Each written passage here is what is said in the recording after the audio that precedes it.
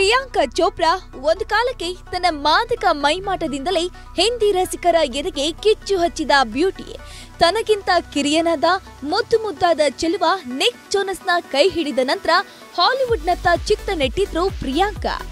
Back to back Hollywood ಸಿನಿಮಾಗಳಲ್ಲಿ ಕಾಣಿಸಿಕೊಳ್ತಾ Indian cinema ರಂಗದಿಂದ ಕೊಂಚ ದೂರವೇ ಉಳಿದು ಬಿಟ್ರು.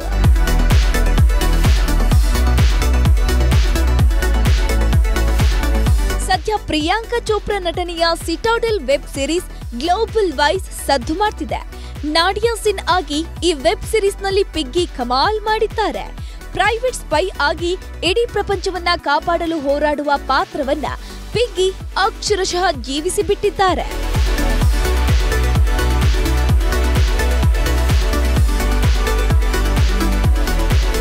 ಇನ್ನು ಗ್ಲೋಬಲ್ ಲೆವೆಲ್ನಲ್ಲಿ ಪ್ರಿಯಾಂಕಾ ಮಿಂಚುವಾಗಲೇ ಟಾಲಿವುಡ್ನತ್ತ ಬರಲಿದ್ದಾರೆ ಎಂಬ ಸುದ್ದಿ ಹಬ್ಬಿದೆ.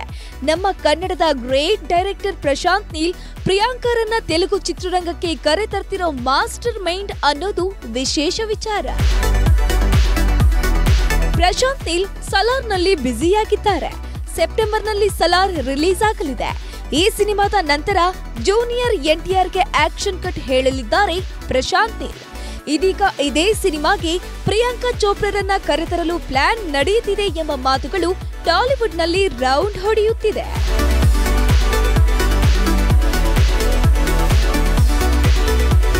ಅಂದ್ಹಾಗೆ ಪ್ರಿಯಾಂಕಾ ಇದೀಗ ಕಾಸ್ಟ್ಲಿಯೆಸ್ಟ್ ಹೀರೋಯಿನ್ ಆಗಿದ್ದಾರೆ.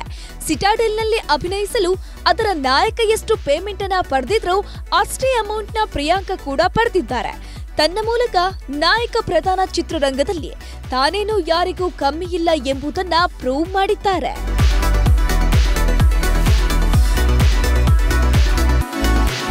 ಹಾಗಾದ್ರೆ ಎನ್ಟಿಆರ್ ಜೊತೆ ನಟಿಸಲು ಕೂಡ ಪ್ರಿಯಾಂಕಾ ದೊಡ್ಡ ಮೊತ್ತವನ್ನೇ ಪೇಮೆಂಟ್ ಆಗಿ ಪಡೆಯುತ್ತಾರೆ ಎಂಬುದು ಟಾಲಿವುಡ್ ಮಂದಿಯ ಕುತೂಹಲ. ಮೂಲಗಳ ಪ್ರಕಾರ ಪ್ರಿಯಾಂಕಾ ಸಂಭಾವನೆ 12 ಕೋಟಿ ದಾಟಿದೆ. ಹಾಗಾದ್ರೆ ಎನ್ಟಿಆರ್ 30ಗಾಗಿ 5 ಕೋಟಿ ಕೊಟ್ಟು ಜಾಹ್ನವಿಯನ್ನ ಕರೆತಂದಿರೋ ನಿರ್ಮಾಪಕರು ಇದೀಗ ಪ್ರಿಯಾಂಕಾಗೂ 12 ಕೋಟಿ ಕೊಡೋದು ಫಿಕ್ಸಾ ಎಂಬ ಪ್ರಶ್ನೆ ಚಿತ್ರರಸಿಕರದ್ದಾಗಿದೆ.